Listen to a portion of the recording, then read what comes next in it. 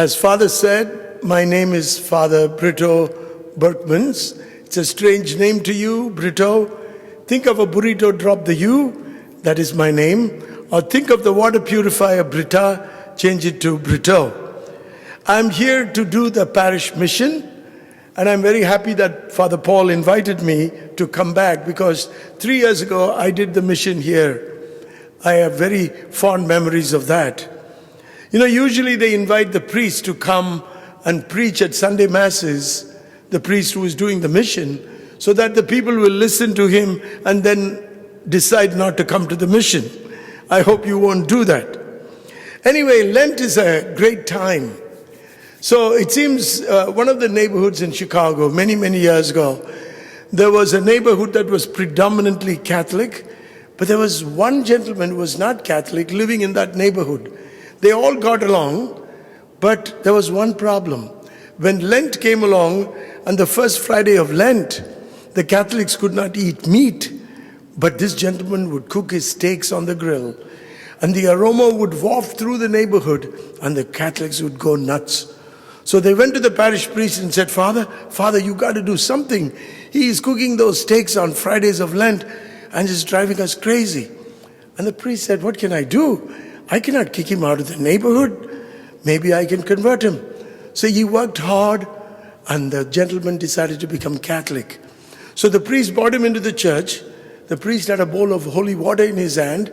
He sprinkled him with the holy water and he said, you're born a Protestant, you're bred a Protestant, I pronounce you Catholic. Everything was fine until the next Lent. The first Friday of Lent, the Catholics could smell fresh steaks cooking on his grill in the backyard. So all the Catholics rush over there. They see him standing over the grill with a bowl of water in his hand and the luscious steaks on the grill, and he's sprinkling the steaks with the water, and he says, you're bornable, you're breadable, I pronounce you fish. I know it is interesting, isn't it? Catholics get very excited about Lent. Believe me, I get excited because it gives us some extra motivation to be a better Catholic. But too many of us get caught up with what we give up. No, we give up food, we give up pastries, we give up beer, so that when we come to Easter, we all look good. I tell people, Lent is not Catholic Weight Watchers. It is not about giving up, it is about giving in. And some of the readings during this Lenten season are beautiful. Today's reading, that great encounter between Jesus and this woman who was a Samaritan. It is difficult for us to understand the animosity that existed between the Israelites and the Samaritans. They hated their guts. And so what does Jesus do? He goes over there at midday. You see, in countries, hot countries like India, for example, women would go try to get water early morning or evening when it is cooler. She comes in the middle of the day because she wanted to avoid the gossip of the other women, because she had a colorful life. But Jesus knew. And you can watch this exchange between Jesus and the woman. What was the discussion about? The woman thinks that he is offering her water so that she doesn't have to come back to the well every day. But Jesus is talking about the living water. What is the living water? In the Bible, living water refers to two things. One is God's truth, God's revelation, God's teaching. And the second is the Holy Spirit. In the New Testament, the living water refers to the Holy Spirit. And Jesus said that before he went up to the Father. He said, I will send you the Paraclete, the Spirit of truth. He will teach you everything. So why does God give us the Holy Spirit, this living water, to make us grow?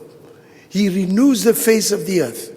So the Holy Spirit pushes us to be our best. And during this Lenten season, we need to pay attention to the Holy Spirit. You see, God does not want us to stagnate, to remain in the same place. He wants us to grow. There's a story about Dr. Paul Brand, was a great surgeon, great doctor, who worked in many poor countries, including India, with leprosy patients. Once he gave a talk, and he talked about, reaching our peak. And this is what he said. I remember well when I was at my physical peak. I was 27 years old and had just finished medical school. A group of friends and I were mountain climbing, and we could climb for hours. For some people, when they cross that peak, for them life is over. I remember my mental peak. I was 57 years old and was performing groundbreaking hand surgery. All of my medical training was coming together in one place. For some people, when they cross this peak, for them life is over. I am now over 80 years of age. I recently realized I'm approaching another peak, my spiritual peak. All I have sought to become as a person has the opportunity to come together in wisdom, maturity, kindness, love, joy, and peace. And I realize when I cross that peak, for me, life will not be over, it will have just begun. The Holy Spirit wants us to reach our spiritual peak. But there are obstacles. What is the major obstacle? Inertia, our laziness. We don't want to be pushed. And there are two things that are reasons for our laziness. One is our love of comfort. And number two, our distraction, our desire for constant stimulation and distraction. So, I'd like to leave us with two things to think about. The Holy Spirit will do two things for us in order to push us to growth, to realize our spiritual peak. Number one, the Holy Spirit takes away our false comforts, our securities. And the second, the Spirit challenges us to focus on the essentials, what is really important.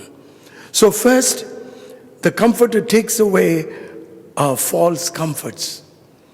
Here is what an elderly gentleman said. I have gotten old.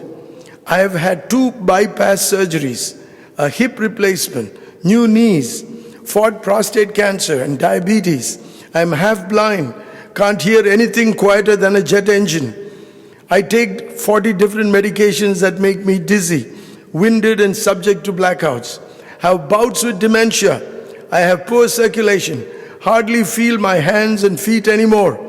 I can't remember if I am 82 or 92. I have lost all my friends, but thank God I still have my Florida driver's license.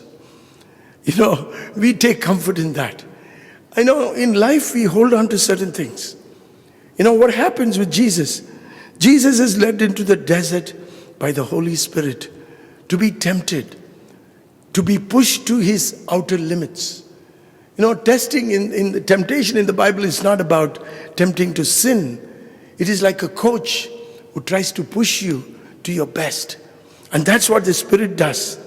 On the day of Pentecost, what happened to the apostles? They were scared. They locked themselves up in the upper room. They were afraid for their own life. But the moment the Spirit came, they were filled with courage. They opened all the windows and doors and went out to proclaim the news of Jesus. And they were no longer afraid. They were no longer comfortable. And that's what the Spirit wants to do to us. Now, a few years ago, the University of California at Berkeley did an experiment. You know what they did? They introduced an amoeba into a perfectly stress-free environment. Ideal temperature, optimal concentration of moisture, constant food supply. The amoeba had an environment to which it had to make no adjustment whatever.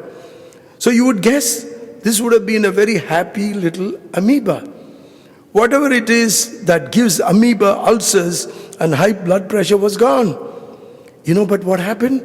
The amoeba died. It had no challenges. Apparently, there is something about all living creatures, even amoebas, that demands challenge. We require change, adaptation, and challenge the way we require food and air. Comfort only kills us. Think about it in your spiritual life. We need to make an effort to come to Mass on Sunday. We have to make an effort in order to dedicate time for prayer, to To live a Catholic life takes effort. We can't be comfortable. No, one of the great enemies of growth is what is convenient. The Holy Spirit wants us to forget about convenience and make sacrifice. So that is the first thing. The second thing is the Spirit challenges us to focus on the essentials. Father Murphy in Dublin was not very happy with his congregation because they were, especially the men, were addicted to the drink. So he goes to the bar, he sees so many of his parishioners there, he's disappointed. And he says, you men, he says, you all become victims of that demon drink. So I got to reform you guys. So tell me, who wants to go to heaven? And all the men put up their hands. Okay, all of you want to go to heaven, go to this side. So they all go to this side. Just then, O'Brien comes this way with 2 big steins of beer in his hand. It is his idea of a balanced diet. And Father looks at him and says, O'Brien, don't you want to go to heaven?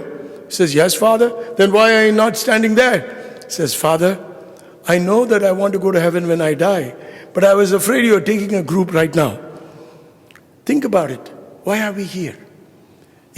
When we studied our catechism, I remember when I was a little boy, what was called the Baltimore Catechism. He said, who made you? God made me. Why did he make you? He made me to know him, to love him, and to serve him in this world, and to be happy with him forever in heaven. See, that is the essential. We are here to reach God. And how we easily get distracted. The Spirit cuts to the chase. He does not waste time on non-essentials. Jesus called the Holy Spirit the Spirit of truth.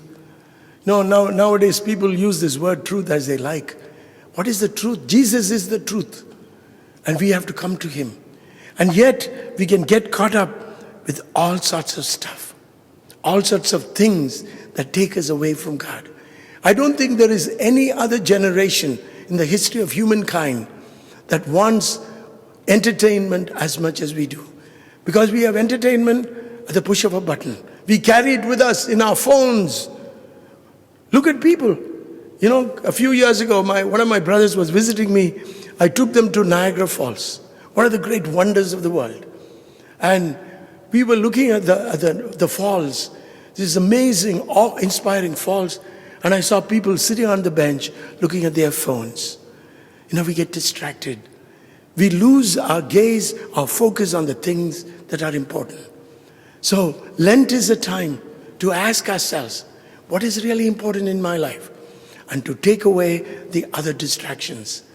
This great desire for watching YouTube videos or TikTok videos takes us away. Not only from God and our prayer, but also from our family, our loved ones. So how can we get to what is at the heart of everything? So let me conclude by reading to you a little poem that appeared many years ago in Guidepost magazine. It goes thus. I visited one sideshow after another, hoping to see everything on the midway. The rubber lady, the cobra charmer, the sword swallower, the 5-legged calf, the biggest, the smallest, the longest, the tallest. Time meant nothing until I reached the big tent too late. The 3 rings were bare, empty of clowns, acrobats, trick horses. Only the heavy hoofbeat in my chest broke the silence. Foolishly, I had traded the main attraction for shadows, and the circus would be gone in the morning. We can easily miss the point. So, I'm inviting you to the mission. Hopefully the mission will help you, not only to celebrate this season of Lent fruitfully, but also to get your spiritual life, your relationship with the Lord into high gear. So I invite you, if you can make it on both days, it'll be great, or make one of the 2 days. And if you cannot make the mission, and I promise you, even if you don't get anything, I will give you a few clean jokes you can share with your friends. And please pray for the success of the mission. It's not my work, it's the work of the Holy Spirit. God bless you, and I will see you at the mission.